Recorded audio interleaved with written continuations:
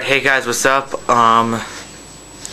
Today I'm going to do my top 10 games of the decade, which is from 2000 to 2009.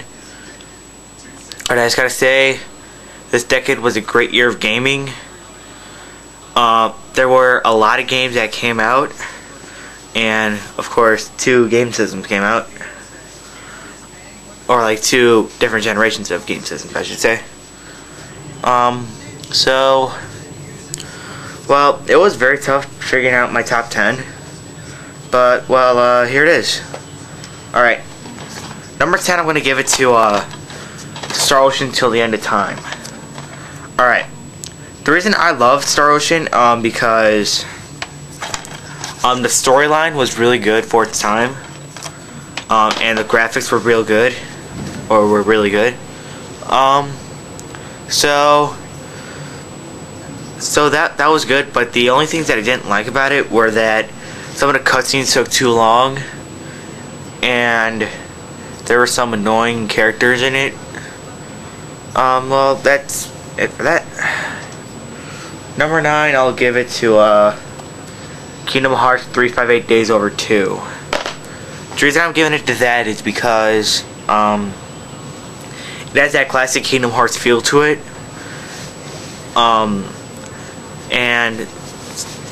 And another thing is that the storyline is near perfect. The characters are good. And we get to know something about Roxas, and Roxas is one of the best Kingdom Hearts characters. Alright, number 8 is, I'm going to give it to the original Kingdom Hearts.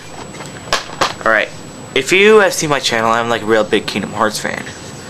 And, well, I'm actually going to give this a tie between Kingdom Hearts 1 and Kingdom Hearts 2. So, basically, 9 and 8 are all Kingdom Hearts games. The Kingdom Hearts series came out, and it came out excellent. Having a mix between Disney and Final Fantasy, even though it sounds real stupid, it ended up coming out real perfect. Coming in at number 7 is a game where not a lot of people have heard about, but this one is one of my favorites. Inuyasha Feudal Fairy Tale. Alright. The reason I love that game is because it is a great fighting game. Even though the graphics look a little bit like Super Nintendo-ish stuff, it's still a real good game. And another thing is that all the characters from other games, such as like Koga, Inuyasha, Kagome, all that, they're all in there, and they have all real good attacks and stuff. But there's some downsides, and just look for my review, and I will give this thing a full review. Alright, coming at number 6, I want to give it to Final Fantasy IX. Alright, the reason I gave this game number 6, not like number 5, which is this game right here, that I'm about to show. Alright, the reason I give this number 6 is because it is a near perfect game.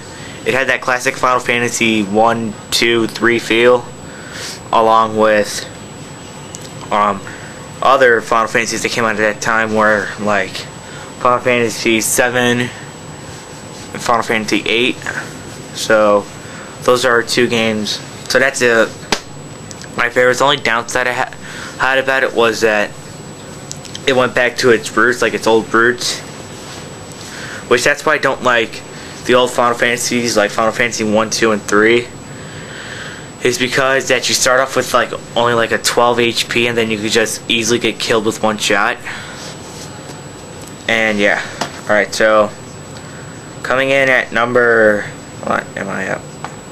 Number 5 is the best Wii game of the year, or the best Wii game of the year of when this game came out, and the best Wii game of the decade. No More Heroes. Alright, the reason I'm giving it No More Heroes is because No More Heroes is one of my favorites. The battle system was excellent. The characters, the main character Travis Touchdown, he is one of my favorite video game characters of all time.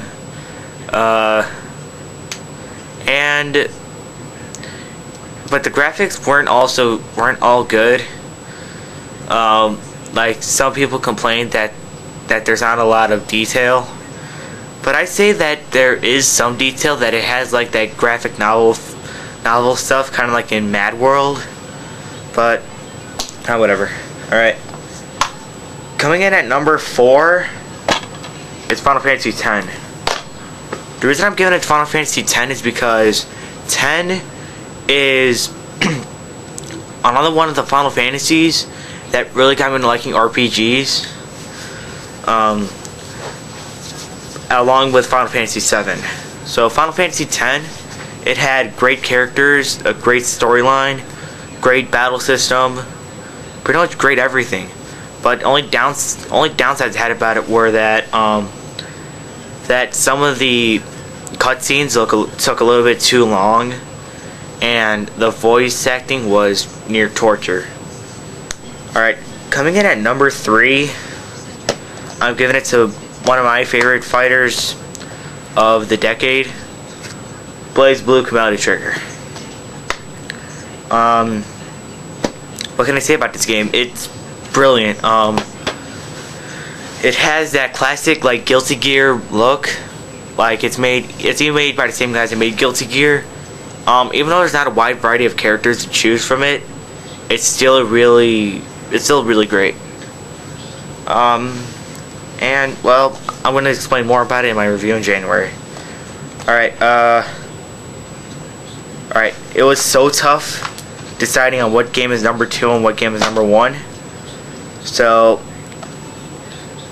these two games are near perfect, but one of them just a little bit got in there. Number 2, I'm giving it to Dissidia Final Fantasy.